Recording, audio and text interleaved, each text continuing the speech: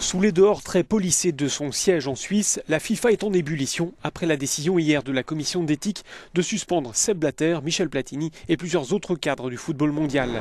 C'est la suite du grand déballage autour des affaires de corruption qui secouent l'institution.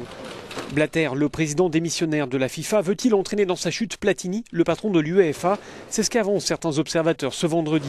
Ce qui est sûr, c'est que la crédibilité de la candidature de Platini à la tête de la FIFA en a pris un coup. Pour sortir de cette situation de crise, il faut faire appel à une nouvelle équipe. C'est l'avis du président de la fédération allemande de football qui exige que soit tournée définitivement la page de la période Sepp Blatter. L'Allemagne, comme d'autres pays, réclame la tenue d'une réunion d'urgence du comité exécutif de la FIFA afin de ramener un peu de stabilité. L'Angleterre appelle même à un grand ménage, comme l'explique ce responsable de la fédération anglaise.